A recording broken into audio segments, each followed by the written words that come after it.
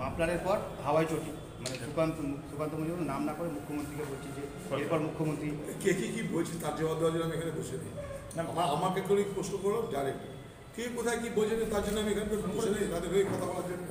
দিল্লির মুখ্যমন্ত্রীকে গ্রেপ্তার করার পর বলছে যে এবার দিল্লির মুখ্যমন্ত্রী গ্রেপ্তার করার পর আমি সব কথা স্পষ্ট করে দিয়েছি কালকে। দিল্লির মুখ্যমন্ত্রী যেহেতু ইন্ডিয়া গেটে ছিল তাই তাকে গ্রেপ্তার করা হয়েছে। দিল্লির মুখ্যমন্ত্রী যদি ইন্ডিয়া গেটে না থাকতো তাকে গ্রেপ্তার করা হতো না। যেমন করে এই বাংলায় খোকাবাবুদের গ্রেপ্তার করা হয় না, কারণ তারা ইন্ডিয়া জোটে নেই। বিষয়টা ভোট, বিষয়টা ইন্ডিয়া জোট। 52 ঘন্টা আয়কর হানা চলছে, আয়কর হানা চলছে, চলতেই পারে, আয়কর হানা চলতেই পারে, কি করবো আমি? হাইকোর্টের নির্দেশে তদন্ত হচ্ছে, এটা আমরা জানি। সেখানে আয়কর হানা 12 ঘন্টা 24 ঘন্টা চলুক না, কিন্তু দোষী কারা তাদেরকে খুঁজে বার করুক। গাড়ির নিচে বহুত নীতি হয়েছে আমরা সবাই জানি, সর্বজন বিদিত। আর এই দুর্নীতির জন্য সুপ্রিম কোর্টের নির্দেশে, এই হাইকোর্টের নির্দেশে এই তদন্ত প্রক্রিয়া চলছে।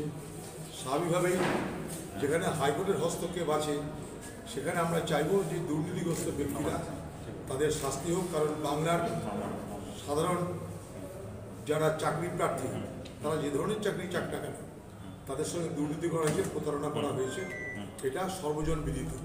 তাই তাদের শুধু বাড়িতে তাদের হানা দিলেই চলবে না, আমরা চাই বাংলায় সেই সমস্ত লুটেরাদের যথাযোগ্য শাস্তি হোক। বলছি দাদা